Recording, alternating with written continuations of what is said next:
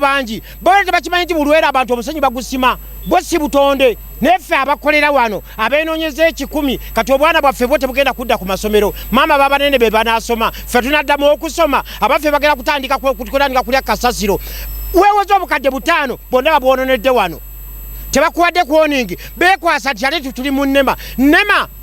paka yenale tebagizimba mu NEMA weebuuze yo tyaliwo NEMA tyaliwo Mandela ali mu NEMA kakati ffe Munnayuganda okumwawulira NEMA netali NEMA bitusobera tutandikirewa era tuddewa y'omuntu agoyingewa bannange Bannayuganda mutukwatibwemu ekisa mufuuse Bayisirayiri na Bapalesitayini butabako walumirirwa munne Bannayuganda tuddukire luddawa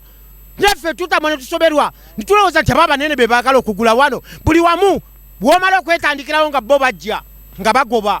nga banyaga sente zonna zewewola mu looni g'osigala oliira ku nsiko mama banene bonga basigala beejiriisa ababwe nga basoma abaffe nga balya kasasiro ye bannange Uganda eno mukama lumu ajja tujjukira waliwo program ey'okugyawo ba factory those one that program ejja kujja nga tufunye instructions from the minister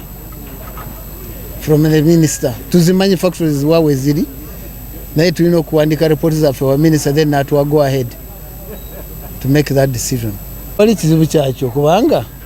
as long as waliwo will eyokukola omulimu tujja gukola kandi mulowoozanya aleetera abantu bano okusenga mu bifo bino ate lwaki eviction mugikola nga bamaze okuestablishinga no it's not that tugikola bamaze okuestablishinga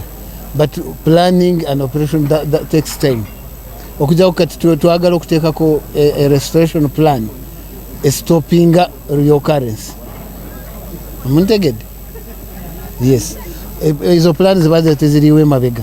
but now the exercise eno gye tukola tulina a restoration follow up plan that genda kustopingira ddala okulaba nti tebaddamu. It will take some planning. We have technical people who are going to do that for us. Yeah, but that is in agreement. That is what is going to be done. Yeah. I think as Ugandans, as a country, we need to take care of the environment because you can see what is happening in other countries, in China, in Kuwait, in other countries, floods. The more we occupy the wetlands, the more we refuse waterways. We stop the normal waterways flow of water, and that results into floods,